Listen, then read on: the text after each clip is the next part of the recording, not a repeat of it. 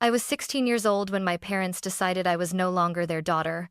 The snow was falling so hard it erased the streetlights, turning the world into a white blur. I stood on the porch in a thin jacket, my hands shaking not just from the cold, but from the words my father had just thrown at me like a final sentence. Get out. I don't need a sick daughter. The door slammed. The lock clicked. And just like that, I was alone in a snowstorm, abandoned because my younger sister told a lie, and my parents chose to believe her. I remember thinking this couldn't be real. Families don't do this. Parents don't erase their children. 3 hours later, police called them to the hospital. When my father rushed into the room, ready to argue, ready to blame me again, he froze. Because the woman sitting beside my bed, the one who had saved my life, was someone he never expected to see. And that was the moment the truth began to unravel. Before the night my parents sent me into a snowstorm, I had already learned a painful survival skill. I knew how to disappear. In our house, my younger sister Lily was described with the same words over and over again: sensitive, emotional, delicate.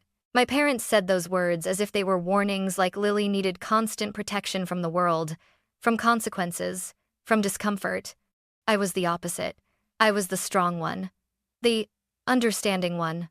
The one who was always told, "You know better, Emma." At first, I thought that was a compliment. It took years to realize it was a quiet sentence, one that meant my feelings mattered less. The first moment I truly noticed the difference between us, I was 11.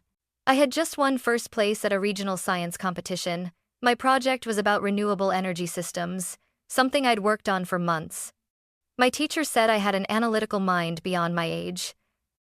I remember standing there on stage, holding the ribbon, feeling proud in a way that made my chest feel warm and light. I ran home as fast as I could, the ribbon clenched in my hand, already rehearsing how I'd tell my parents.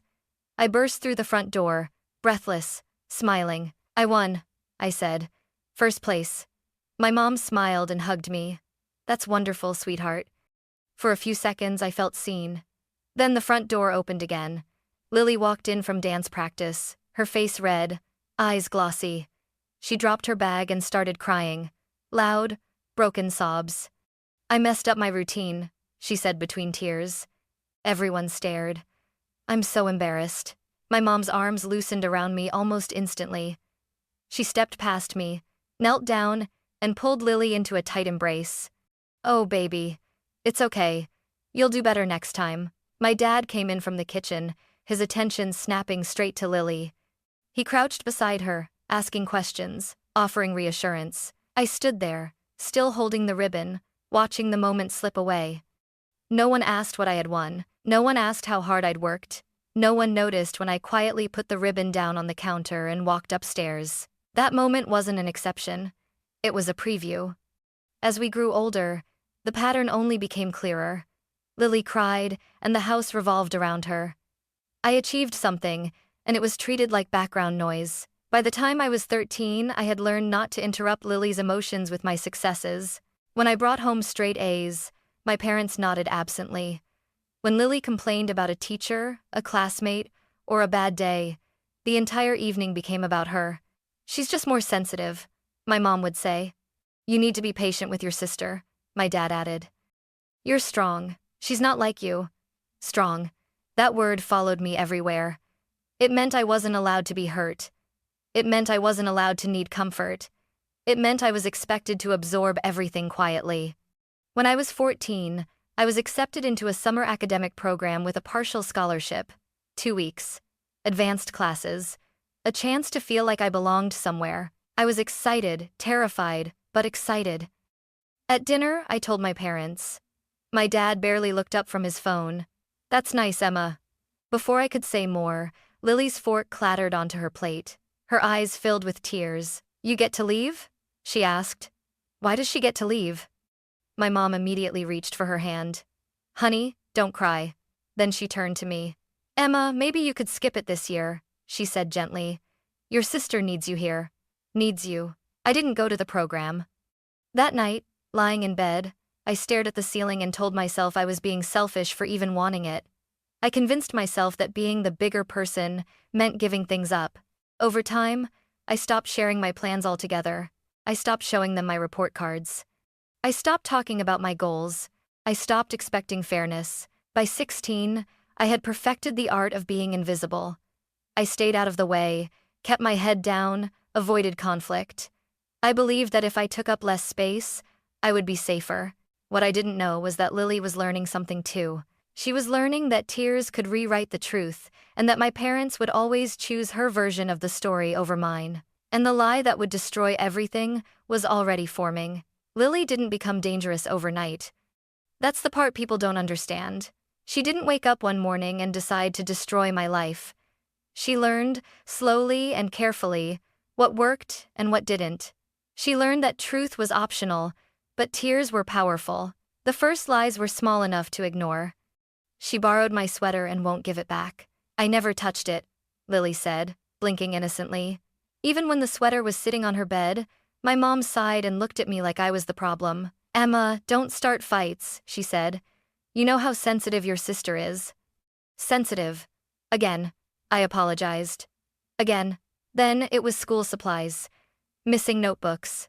A broken lamp. Something always went wrong. And somehow, it was always my fault. One afternoon, my dad called me into his office. His voice was calm, but his jaw was tight. Your mother says some cash is missing from her purse, he said. Did you take it? My heart started pounding. No, I didn't. Lily stood behind him in the doorway, arms crossed, eyes wide and worried. She said she saw you near it, Dad replied. That's not true, I said quickly. I left early for school. He stared at me for a long moment. Don't accuse your sister of lying, he said sharply.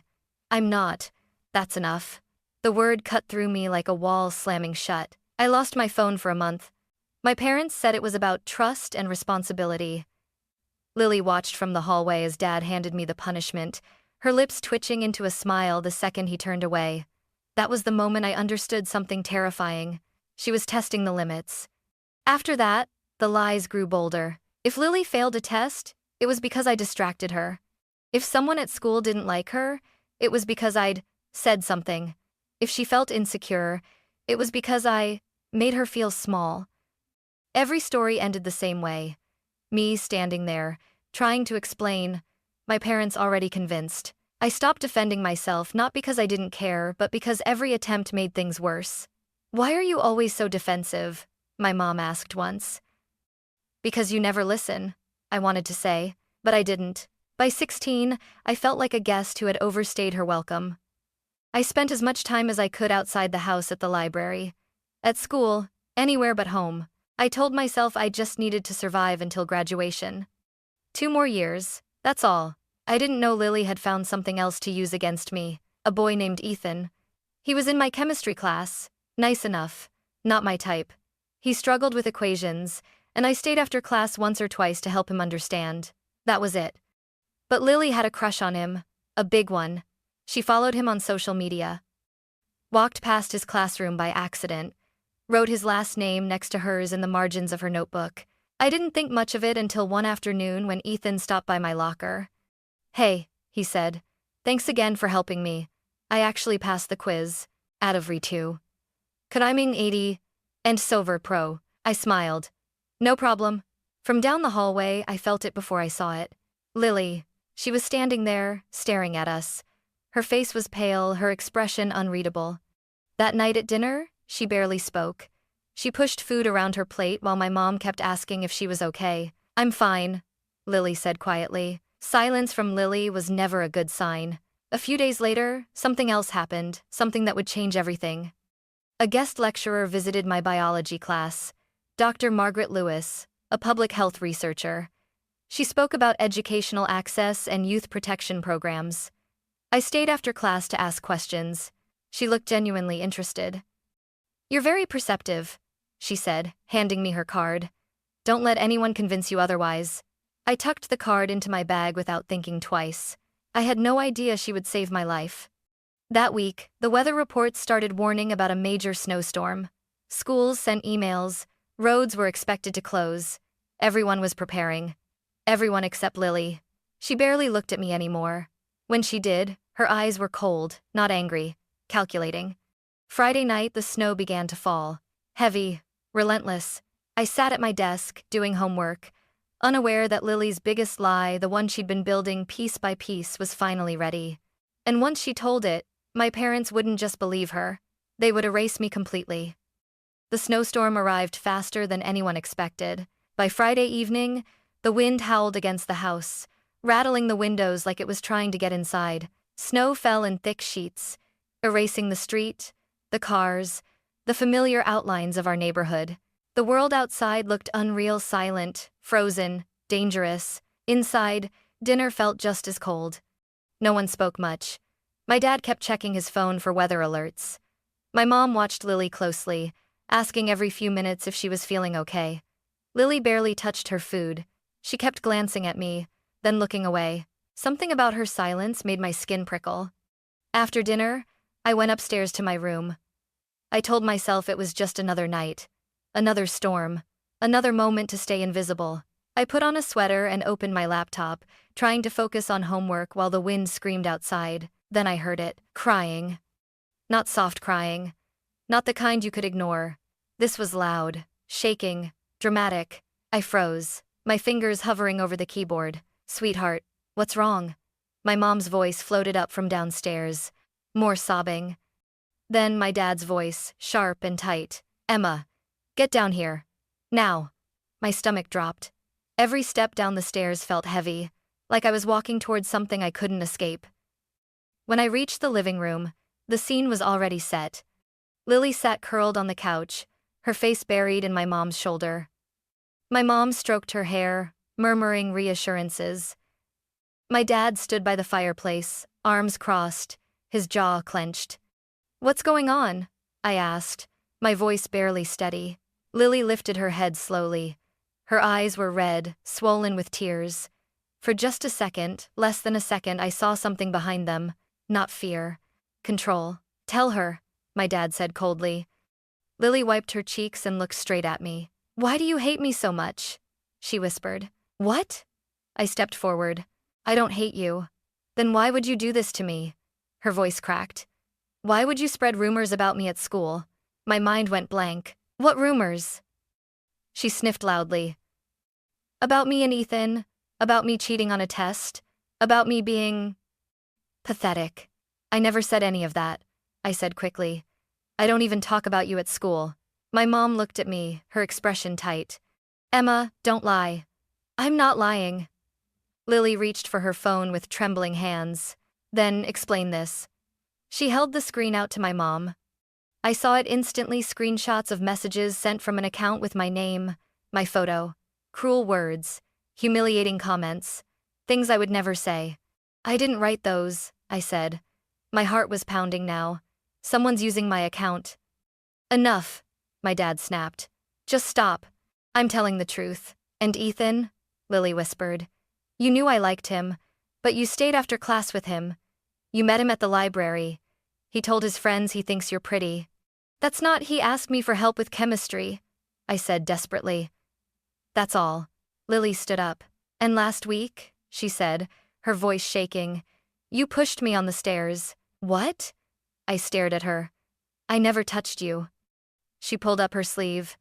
A dark bruise bloomed on her arm. My mom gasped. "Lily." "I didn't want to say anything," Lily cried. "I thought maybe Emma was just stressed." I felt dizzy. "I didn't do that," I said. "I swear, she's lying." My dad took a step toward me. "Are you seriously accusing your sister of hurting herself?" "Yes," I shouted, "because she's been lying about me for years." The room went silent. My dad's face hardened. "I've heard enough," he said. "You're sick, Emma. Something is wrong with you." The word hit harder than anything else. "Sick? I'm not sick," I said, my voice shaking. "Please, just listen to me." "There's nothing to listen to," my mom said quietly. "I thought we raised you better than this." The wind slammed against the house, snow beating against the windows like a warning. My dad pointed toward the door. "Get out." I stared at him, not understanding. "It's snowing," I said. "It's dangerous." "I don't care," he replied. "I don't need a sick daughter in this house." I looked at my mom. She didn't look back. I turned slowly and grabbed my jacket from the hook by the door. My hands were shaking so badly I could barely zip it. Behind me, Lily watched silently. She wasn't crying anymore. She was smiling. The door closed behind me with a final, echoing thud. Cold air slammed into my lungs. Snow soaked my hair, my clothes, my shoes within seconds. I stood on the porch, staring at the door, waiting. Maybe my dad would come after me. Maybe my mom would open the door and say this was a mistake. Nothing happened. I stepped off the porch and into the storm. The snow swallowed the house behind me as I walked, my heart pounding with every step. My phone buzzed a low battery warning. I tried calling friends. No answers. The wind howled around me, biting through my jacket, numbing my fingers. I kept walking, away from the only home I had ever known, trying not to think about one terrifying truth. My parents hadn't just believed my sister's lie. They had chosen it over me. And somewhere behind that locked door, Lily knew exactly what she had done. The cold hit me like a wall. It wasn't just the temperature, it was the silence, the way the snow swallowed every familiar sound. Within seconds, my hair was wet, my jacket heavy, my shoes soaked through. The house behind me faded into a blur of white, as if it had never existed at all. I stood there for a moment, staring at the door, waiting. I told myself this was just another misunderstanding. That any second now, the door would open. My dad would step out, angry but calmer. My mom would call my name and tell me to come back inside. The lock never moved. The porch light stayed off. That was when it sank in. They weren't coming after me. I started walking. Each step felt wrong, like I was leaving something unfinished behind me. Snow piled up quickly, clinging to my jeans, filling my shoes. My fingers burned with cold, then slowly went numb. I shoved my hands into my pockets and focused on breathing. In, out. Don't panic. My phone vibrated in my hand. I pulled it out with stiff fingers, 12% battery. I called the first number without thinking. Straight to voicemail. The second, no answer. The third, ringing, then nothing. Everyone was home. Warm, safe. No one was expecting a call from a girl who had just been erased by her own family. The wind picked up, pushing against me, forcing snow into my eyes. I could barely see 10 feet ahead. Streetlights appeared and disappeared like ghosts. Cars passed occasionally, their headlights blurred, spraying slush onto the sidewalk. None of them stopped. I didn't blame them. I barely looked real myself. I headed toward the public library. It was the closest place I could think of where I might wait out the storm, maybe charge my phone, maybe think. When I reached it, my heart sank. Dark windows, locked doors, a sign taped to the glass. Closed due to weather conditions, of course. I leaned against the wall for a moment, my chest tight, my breath coming out in shaky clouds. My phone buzzed again, 8% battery. I tried one last number, a friend from school. It rang twice, then stopped. I slid my phone back into my pocket, afraid to watch it die. The bus station was farther, almost 2 miles, but it was open 24 hours. If I could get there, I could sit inside, warm up, figure out what to do next. So I walked. Every step felt heavier than the last. My jacket clung to my skin. My teeth chattered uncontrollably. The wind cut through the street, relentless, unforgiving. I thought about turning back, just for a second. I imagined knocking on the door, apologizing for things I didn't do, promising to be better, quieter, easier. I imagined my dad opening the door, my mom standing behind him, Lily watching from the stairs. Then I remembered my father's voice. I don't need a sick daughter. The thought crushed something inside me. Maybe he was right. Maybe something really was wrong with me. Why else would my own parents choose a lie over me? Why else would it be so easy to let me go? The snow fell harder. I didn't notice how exhausted I was until my legs started to shake. I stumbled once, caught myself on a street sign, my heart racing. I pressed my forehead against the cold metal and closed my eyes. Just a minute, I told myself. Just breathe. When I opened my eyes again, the world felt tilted. Wrong. Sounds were muffled, distant, like I was underwater. I pushed myself forward, step by step, afraid that if I stopped moving, I wouldn't start again. That's when I saw the intersection. The light was green. I was sure of it. Snow blurred everything, the wind screaming in my ears. I stepped off the curb, focused only on crossing, on getting to the other side. The headlights came out of nowhere. Bright, Blinding. A horn blared. Tires screeched. Someone shouted something I couldn't understand. I tried to move back. I wasn't fast enough. The impact knocked the breath from my lungs, spinning the world sideways. I remember the sensation of falling, of the cold pavement beneath me, of snow melting against my face. Then nothing made sense anymore. I couldn't move, couldn't speak. My chest felt tight, shallow breaths scraping in and out. Snowflakes landed on my eyelashes, melting instantly. Footsteps splashed through slush. "Oh my God," a woman's voice said, panicked. "Oh my God, sweetheart, can you hear me?" Hands touched my shoulder, gentle but firm. "Don't move," she said. "Stay still, I've called for help." I tried to answer her. My mouth opened, but no sound came out. "It's okay," she said, softer now. "Stay with me. What's your name?" I blinked, fighting to focus. Her face was blurry, framed by falling snow. "Emma," I whispered. "Okay, Emma, I'm here. Help is coming." Sirens wailed faintly in the distance, growing louder.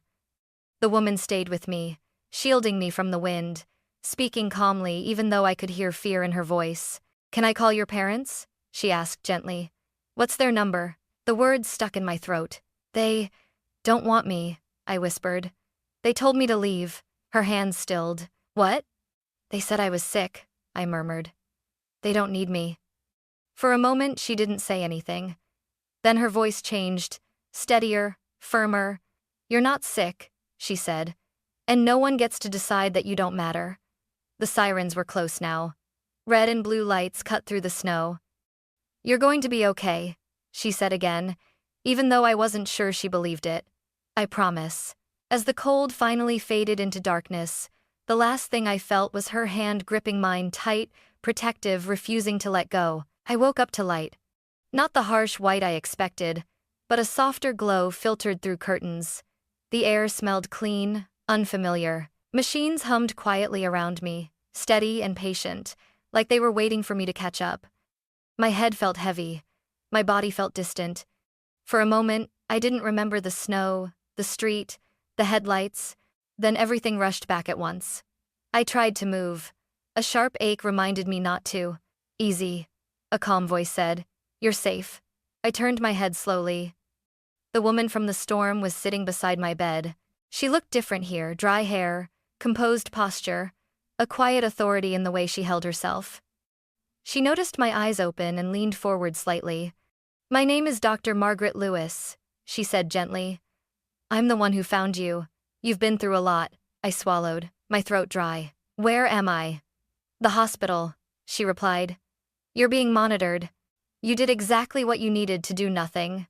Her words settled over me like a blanket. "I stayed," she added, almost as if it mattered. "I didn't want you to wake up alone." Tears burned behind my eyes, unexpected and sudden. Time passed in pieces. Nurses came and went. Someone checked my vitals. Someone explained that I needed to rest. Dr. Lewis never left for long. At some point, I heard voices outside the room, familiar ones. "We're her parents," my father said, strained and urgent. "We were told she's here." My chest tightened. Dr. Lewis stood up. Her posture changed, not defensive, but firm. "I'll speak with them," she said quietly. "You rest." I couldn't see them clearly, but I could hear everything. "Mr. and Mrs. Walker," Dr. Lewis said, "I have some questions. We just want to see our daughter," my mom said. Her voice sounded shaken, but not apologetic. Dr. Lewis didn't respond right away. "She's 16, she said instead. "Why was she alone outside during a severe snowstorm?" There was a pause. "We had a family issue," my father replied. "A discipline matter." "A discipline matter," Dr. Lewis repeated slowly. "That involved sending a minor out into dangerous conditions?" "It wasn't like that," my mom said quickly. "She ran off. She's been unstable." The word made my stomach twist. Dr. Lewis's voice sharpened. "She told me you asked her to leave. She told me you called her sick." Silence. Then a smaller voice cut in. "She's lying," Lily said. "She makes things up." I heard movement, footsteps shifting, unease spreading. "I was there," Dr. Lewis said evenly. "I found her collapsed in the snow. She was confused, frightened, and alone. That doesn't happen by accident. Another voice joined in. Calm, professional. I'm Officer Harris, someone said. We need to ask a few questions. My heart started racing. This is unnecessary, my father snapped. We're her parents. And she's a minor who was found injured during a weather emergency, the officer replied. That makes this a matter of public safety. Dr. Lewis stepped closer to the doorway. I felt her presence even without seeing her. I'm not leaving her, she said. Not until I know she's protected. The door opened briefly. I caught a glimpse of my parents. My father's face was pale. His confident posture was gone. My mother looked small, uncertain. Lily stood slightly behind them, eyes wide, her earlier confidence nowhere to be seen. When my father finally noticed Dr. Lewis standing there, really looked at her, his expression changed. You, he said slowly. You're the one who saved her? Yes, Dr. Lewis replied. I am. His hands began to shake. You're Dr. Lewis, my mom whispered. From the county advisory board? I am, Dr. Lewis said. And I take child welfare very seriously. That was the moment everything shifted. A social worker arrived soon after. Her name was Karen Miller.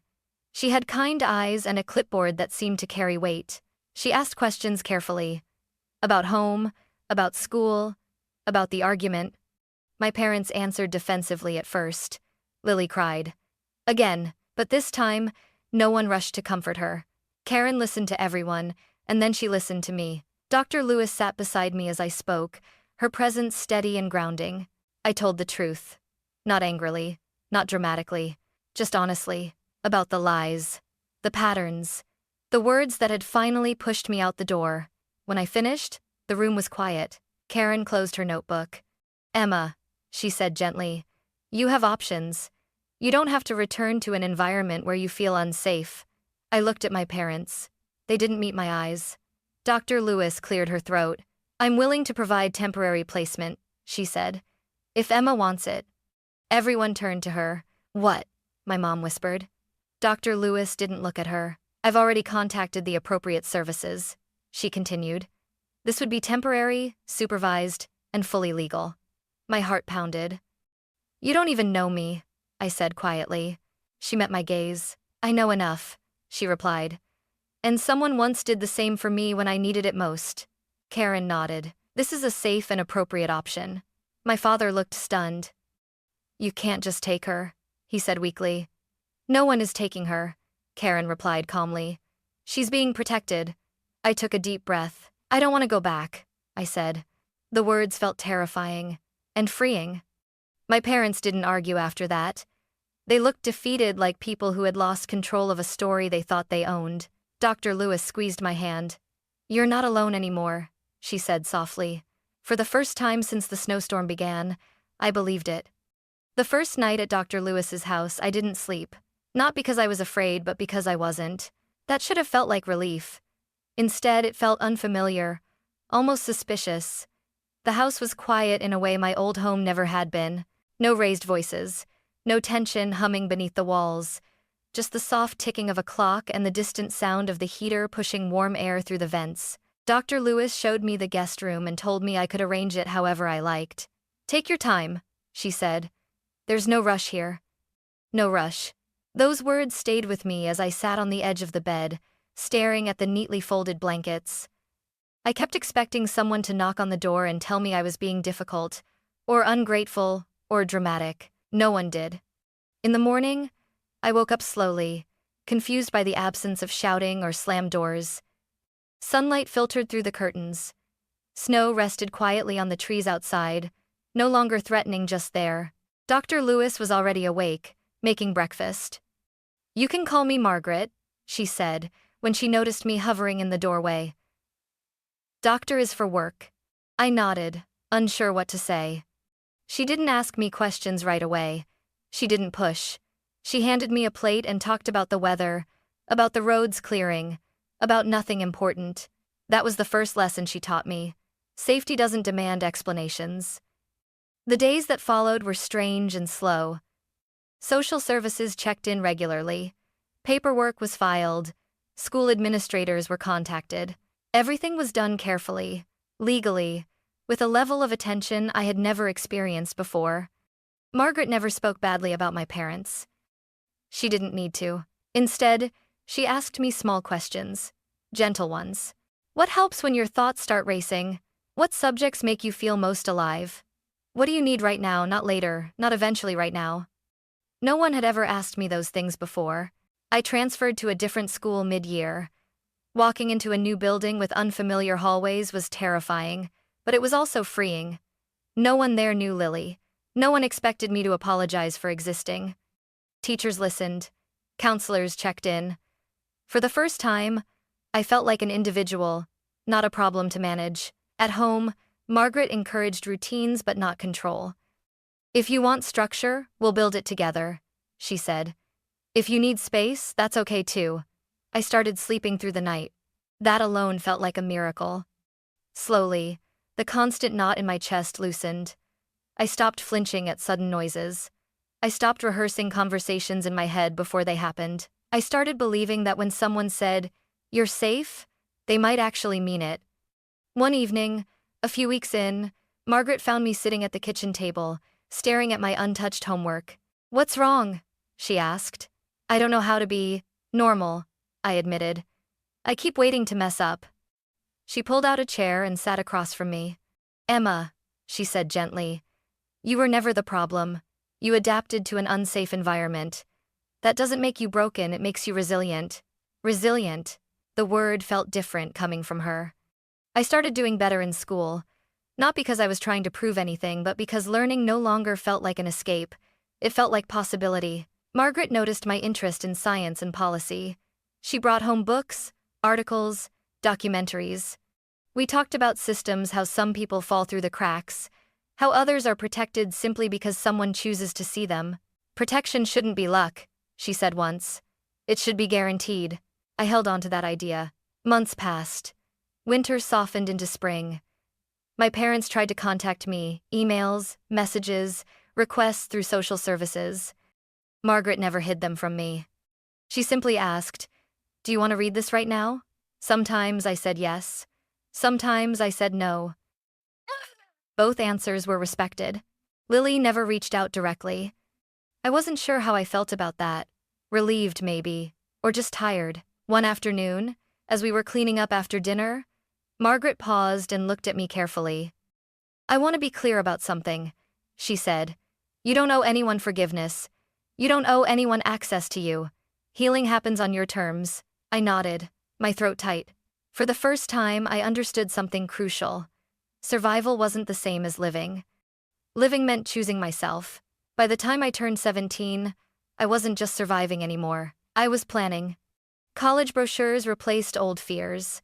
Scholarship applications replaced apologies. I started imagining a future that didn't revolve around managing someone else's emotions. Margaret stood beside me through all of it, not as a savior, but as a steady presence. "You're doing the work," she reminded me. I just opened the door. Looking back, I know this part of my story doesn't sound dramatic. No shouting, no confrontations, no grand speeches, but this was the real turning point.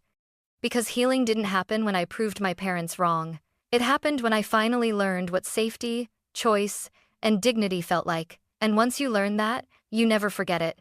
10 years passed faster than I expected. Somewhere between college applications and late-night study sessions, between learning how systems work and learning how people fail each other, I became someone new. Not a different person, just a clearer version of myself. I didn't talk about my past often. Not because I was ashamed, but because it no longer defined me. I focused on my work, my education, the quiet life I had built with intention. By the time I was 26, I was working with a nonprofit focused on youth protection and educational access. I helped design programs for teens who had been displaced, neglected, or pushed aside by families that couldn't or wouldn't keep them safe. The work mattered to me. It wasn't revenge. It was purpose.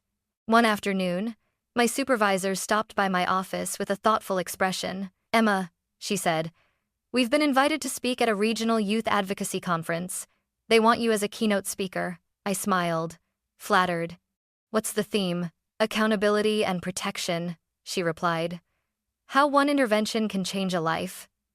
I agreed without hesitation. It wasn't until I saw the location that my breath caught. The conference was being hosted in my hometown, the same city, the same community center, the same place my parents still lived. For a moment, doubt crept in. I hadn't seen my family in years. Contact had faded into occasional emails I never answered.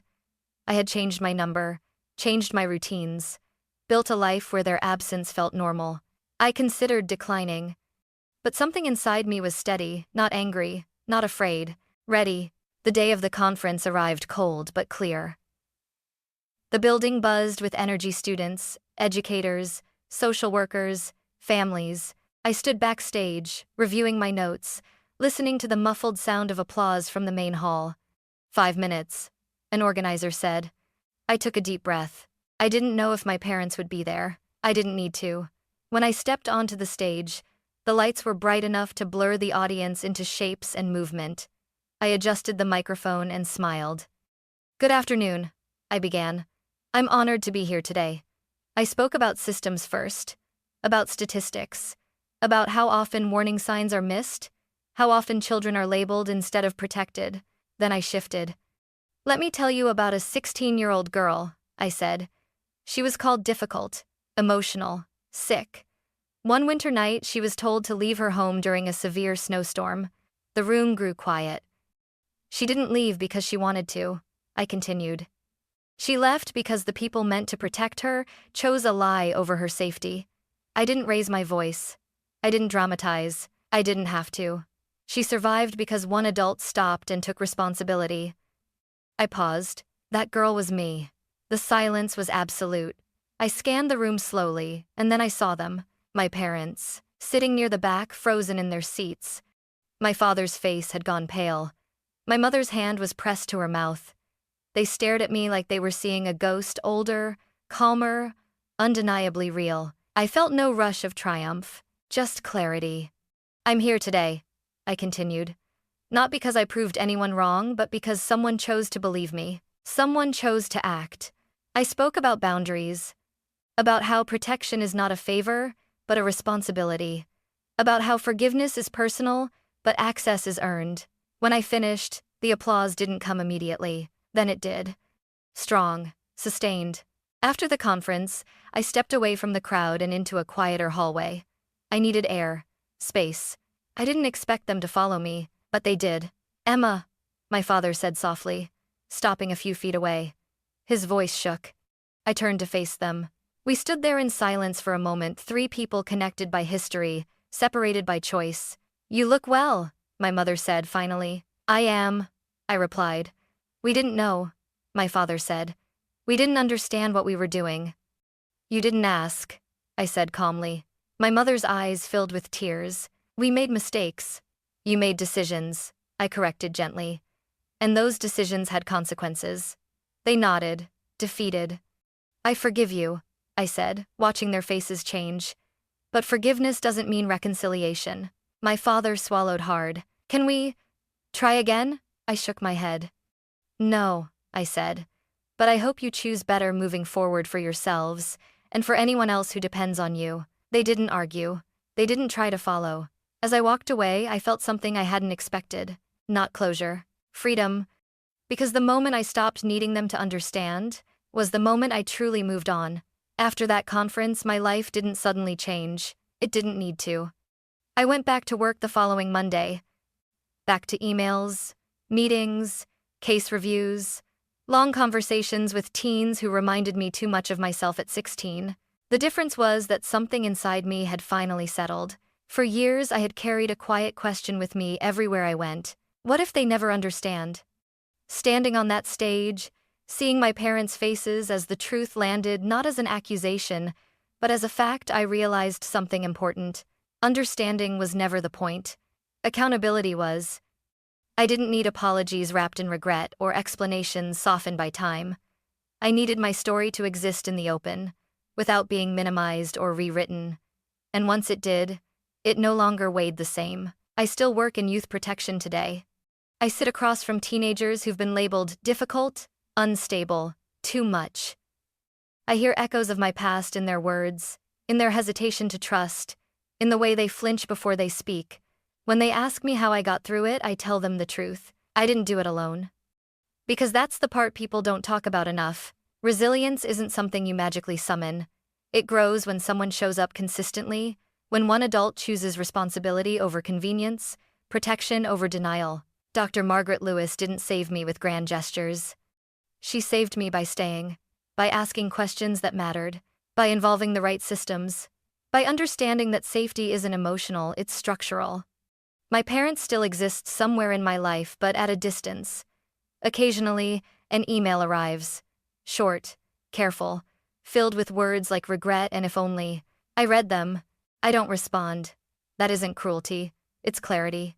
Forgiveness, I've learned, is something you do for your own peace, not as a reward for someone else's growth.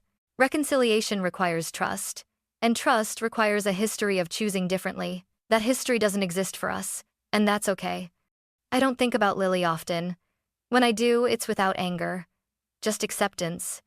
I hope she learned something from watching the lie she built finally collapse. I hope she understands that tears don't erase responsibility, but her journey isn't mine to manage anymore. Mine is here.